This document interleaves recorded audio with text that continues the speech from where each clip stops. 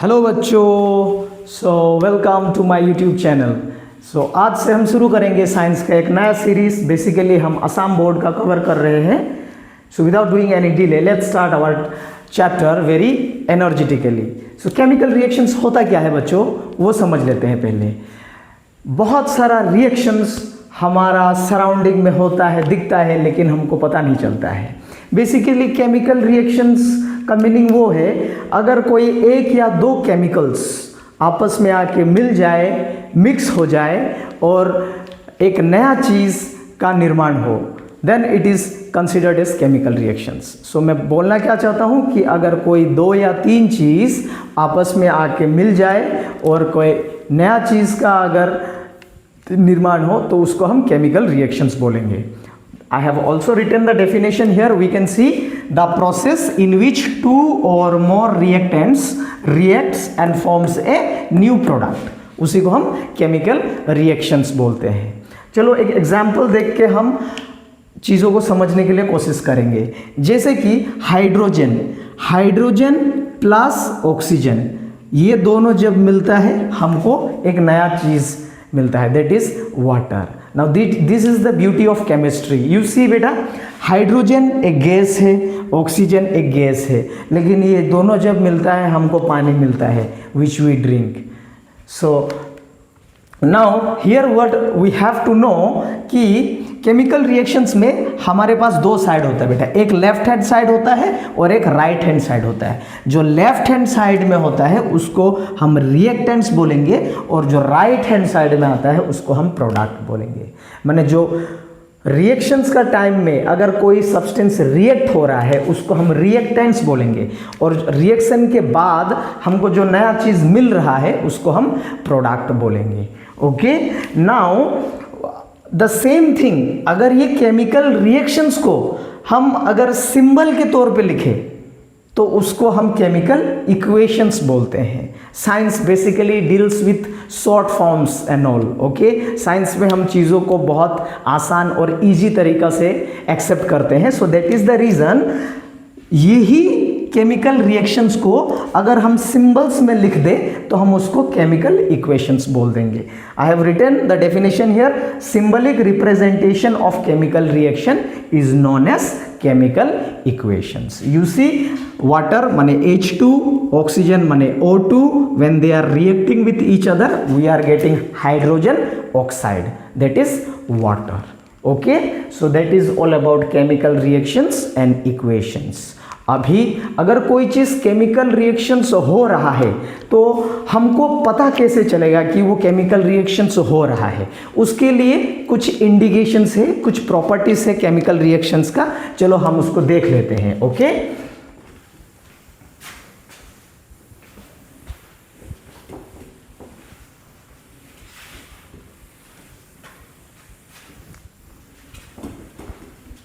Okay, now let's see the indicators of chemical reactions. हमको पता कब चलेगा कि केमिकल रिएक्शंस किसी केमिकल्स का या सब्सटेंसेस का हो चुका है, उसको हम इंडिकेटर्स या हम कैरेक्टरिस्टिक्स बोल देंगे।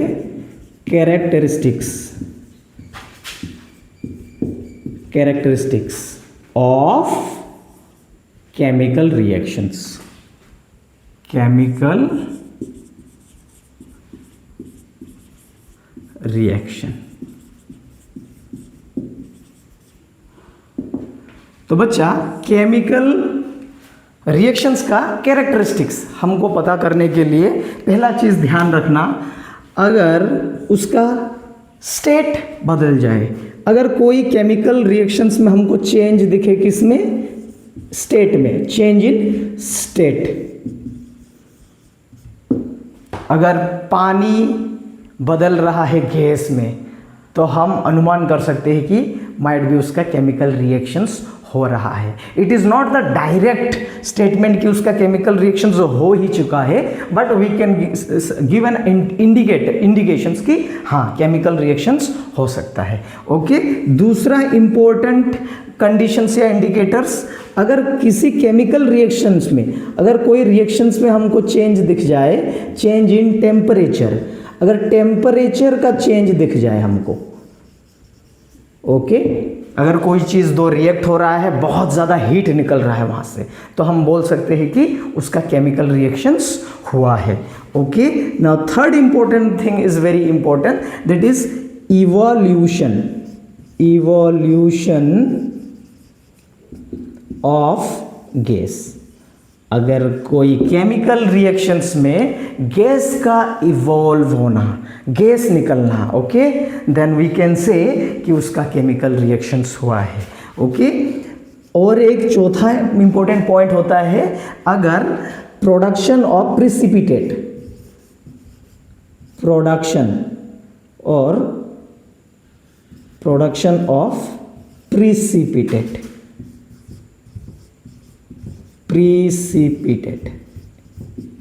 इसका मीनिंग क्या होता है बच्चों? अगर कोई केमिकल रिएक्शंस में आपको अगर प्रिसिपिटेट मिल जाए, प्रिसिपिटेट माने इनसोल्यूबल सॉलिड, जो पानी में ना घुले, जैसे कि एग्जाम्पल चॉक पाउडर अगर आप पानी में मिक्स करोगे तो वो सोल्यूबल नहीं होगा, वो जाके बैठ जाएगा नीचे। वैसे सब्सटेंस को हम प्रिसिपिटेट बोलते हैं। अगर कोई केमिकल रिएक्शंस हो और उसमें अगर हमको प्रिसिपिटेट मिल जाए तो हम बोल सकते हैं कि उसका केमिकल रिएक्शंस हो चुका है। Okay now another one example I can tell you, okay 4-5, कि अगर कोई केमिकल रिएक्शंस में अगर चेंज आपको दिख जाए, किसमें? चेंज इन कलर, अगर कलर में अगर चेंज हो रहा है, या स्मेल, अगर कहीं भी केमिकल रिएक्शंस हो या कोई रिएक्शंस हो जिसमें आपको चेंज कलर, पहले कुछ अलग कलर था और रिएक्शंस के बाद अगर कुछ अलग कलर आ रहा है, तो हम बोल सकते हैं कि उसका केमिकल रिएक्शंस हो चुका है। So this are the important characteristics और द इंडिकेटर्स जिससे हम बता सकते हैं कि उसका केमिकल रिएक्शंस हुआ है। ओके नाउ इसके बाद हम एक टॉपिक पढ़ेंगे बेटा, that is balancing the chemical equations, balancing the chemical equations.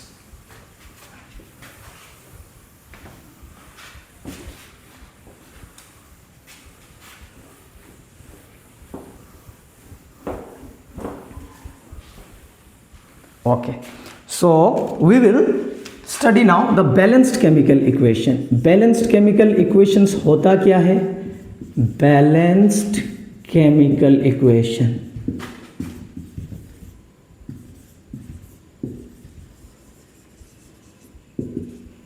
Balanced chemical equation.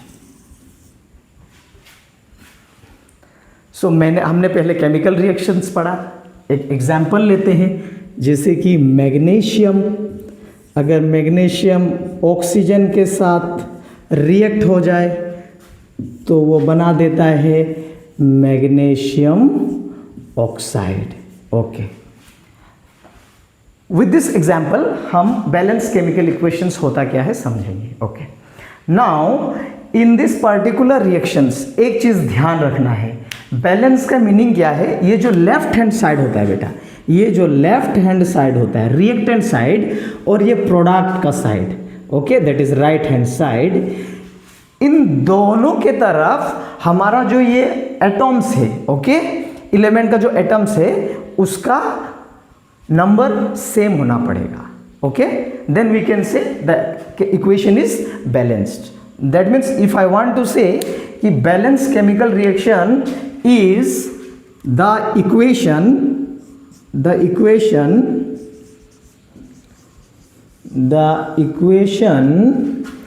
in which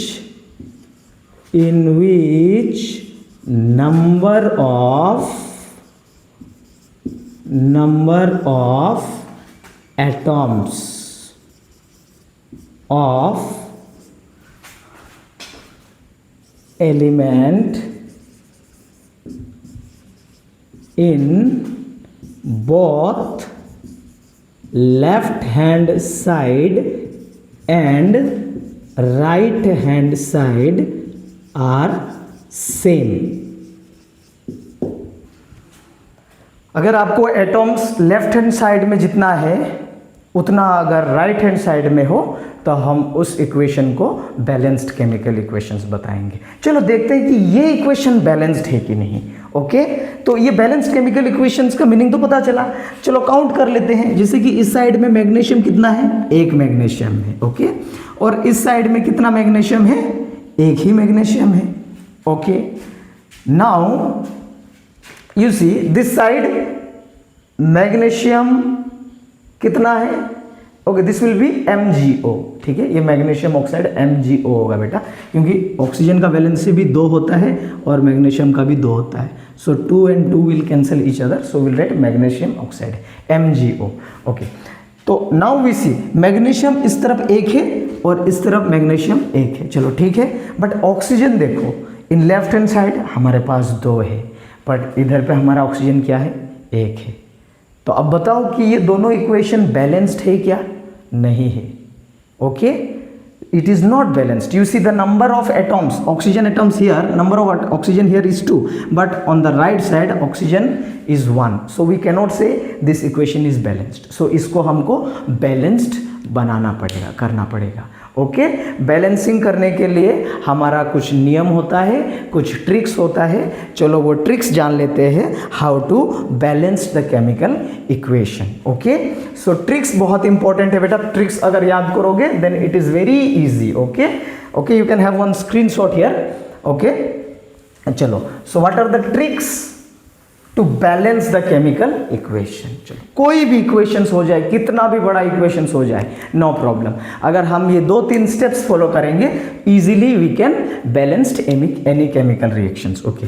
balancing का नियम होता है फर्स्ट, ओके, फर्स्ट हमको फोकस किस में करना है, we have to first focus on metal, okay. First हम मेटल में फोकस करेंगे।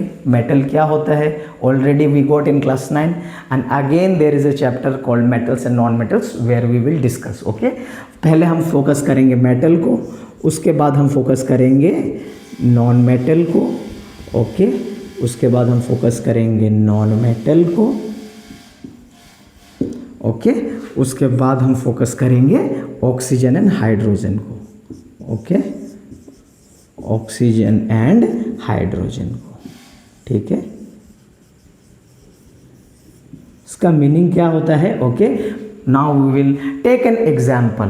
पहले जब हम बैलेंस करेंगे केमिकल रिएक्शंस को, सो फर्स्ट हम बैलेंस किसको करेंगे, मेटल को करेंगे, उसके बाद हम किसको बैलेंस करेंगे, नॉन मेटल को करेंगे। नो डाउट ऑक्सीजन हाइड्रोजन भी नॉन मेटल है, लेकिन उसको हम सेपरेटली लास्ट में करेंगे। पहले हम मेटल को करेंगे, उसके बाद non metal and afterwards oxygen and hydrogen को करेंगे, ओके। उसके बाद अगर कुछ चेंज हमको चाहिए तो ये प्रोसेस हम रिपीट करेंगे। चलो एक एग्जाम्पल लेते हैं, okay, from your NCERT let's take an example जैसे कि आयरन हो गया Fe, ओके। आयरन बेटा जब रिएक्ट होता है H2O से, then what we get, okay. Let's write this side, I hope you understood this one, so I will rub it, okay. Let's take the example iron Fe plus water, okay. When you react Fe with water you will get Fe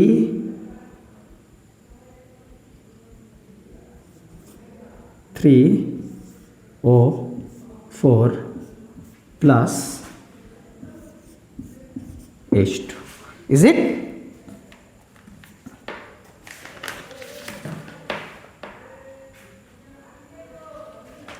okay, now इसमें देखिए बेटा, let's see Fe plus H2O, when it is reacting you are getting Fe3O4 plus H2, okay. So balance का हिसाब से हमको पहले क्या देखना है, ओके, मेटल को देखना है। सो इसमें मेरा मेटल क्या है, इसमें मेरा मेटल आयरन है Fe। So now let's focus on Fe। Sir इसमें आयरन कितना है, 1 है, उस साइड आयरन कितना है, 3 है। तो इसको मुझे बैलेंस करने के लिए मुझे 3 बनाना पड़ेगा, ओके। अब iron is balanced here, okay. Now afterwards what you will see, non metals, non metals वैसा कोई है नहीं, oxygen and hydrogen is there. चलो ऑक्सीजन और हाइड्रोजन को देख लेते हैं। जैसे कि ऑक्सीजन कितना है, 4 है, तो इसमें ऑक्सीजन कितना है, 1 है। ओके, तो इसको मैं 4 बनाऊंगा। ओके, ना यू सी 4 ऑक्सीजन हियर। चलो ऑक्सीजन 4 बन गया। ना यू सी हाइड्रोजन इसमें कितना है, 2 है, और इसमें हाइड्रोजन कितना है, 4 और 2 8 होता है, ये और नो, तो इसको भी हम 4 बना देंगे। Now the chemical reaction is balanced. Now the chemical reaction is balanced. Okay, you see Fe3O4 इसका एक नाम होता है। ओके, कॉमन नेम होता है मैग्नेटाइट। याद रखना, एग्जाम में कभी पूछ दे सकता है। What is magnetite? It is Fe3O4, माने iron oxide you will say. Okay, so this is how we will do the balanced chemical equation. Remember the steps, पहले हम मेटल को, उसके बाद हम करेंगे नॉन मेटल को, उसके बाद हम करेंगे ऑक्सीजन, उसके बाद हम hydrogen. Okay, now one question you see my dear students. Okay, have a screenshot on this. Okay, now no doubt we are doing means we are balancing the chemical reactions. Okay, equation को हम balanced कर रहे हैं। Okay, लेकिन हम कर क्यों रहे हैं? Why we need to balance the chemical equations? This question is important. Okay, many times in exam this question used to come. So why we need to balance the chemical equations? So बच्चा याद रखना, balancing करने का नियम law of conservation of मास से आता है। Okay, why? Because of, okay, simply if I will write because of law of conservation of mass, because of law of conservation of mass, conservation of mass,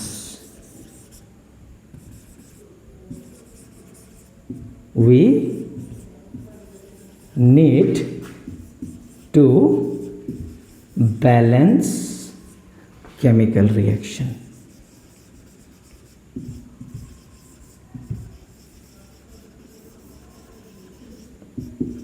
okay, so इसका meaning क्या होता है? हमको law of conservation of mass क्या बताता है कि mass हम कभी भी, वी कैन नीदर क्रिएट और वी कैन डिस्ट्रॉय। हम कभी भी मास को डिस्ट्रॉय नहीं कर सकते हैं या क्रिएट नहीं कर सकते हैं। सो इन ए केमिकल रिएक्शन, जब केमिकल रिएक्शंस होगा, नो डाउट वो केमिकल्स एक दूसरे से मिल जाएगा। ओके, ये सेपरेट हो जाएगा, लेकिन वो लोग का जो वजन है, मास है, वो कभी भी चेंज नहीं होगा। इसीलिए हम केमिकल इक्वेशंस को बैलेंस करते हैं। The reason is because of law of conservation of mass. Okay, और law of conservation of mass क्या बताता है? Law of conservation of mass states that mass can neither be created nor it can be destroyed in a chemical reactions. So I hope, my dear lovely students, you have understood the lecture, and in our next series we will try to cover the various types of chemical reactions which are coming in your NCERT. Okay, thank you so much. Okay, for more videos do like, subscribe and share. Okay, God bless you all.